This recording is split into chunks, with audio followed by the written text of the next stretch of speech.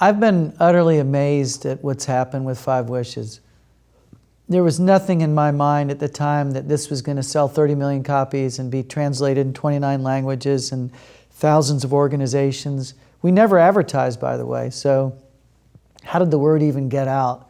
It's truly been an organic process, and I remember just starting it off thinking maybe this will help some people in Florida, and so it's been remarkable to see how this has gone. I thank God for that, and I thank God for Paul Malley and the team at Aging with Dignity that's been leading the way these many years, now over 20 years, to help families, and this is what not-for-profit organizations should do, is be in the service of others and be their advocates. And so it's been exhilarating for me to see the progress of Five Wishes, and when people come up to me now, and it happens all the time, first of all, I've never had a bad experience shared, ever.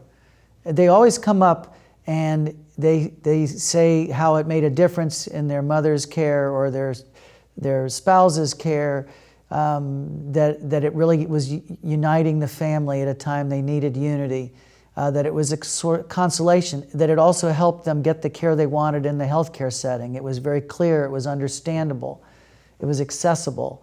All the feedback you get, it's very encouraging that individuals felt like, well, this form speaks to me. I doubt anyone that has the state form that's in the statute books, and I feel sorry for people in those few states that have to use those forms and no other, because it doesn't allow them to express their wishes. It's those other people's words. It's the legislators' words. Those aren't my words. And we really are kind of adamant at Aging with Dignity that this is a right people have. They don't have to say, "Mother, may I?" They don't have to beg for this. This is a federal right to be Patient Self-Determination Act. That law protects you and allows you to assert your rights in times of serious illness. And so that people should be militant about this, that they have this right. And so they just don't know how to exercise it, which is why Five Wishes appeals to so many. And I hear that from people that come up.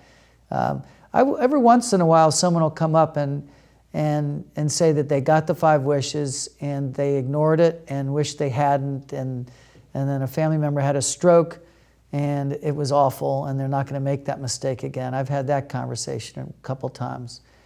So I don't want to make it sound like Five Wishes is a panacea and some wonder cure-all. It's not. It's meant to be a tool.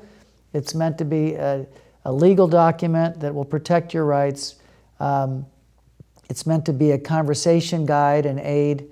It's meant to help educate people. So it has multi-purposes, but it's still, it's not going to wave some magic wand over someone who's terminally ill or help someone that's got ALS or Parkinson's, deal with the terrible loss that they're feeling and the immobility and the frustrations of their existence. So we can't sentimentalize it or exaggerate it, but I have seen that Five Wishes has been a very helpful tool for others.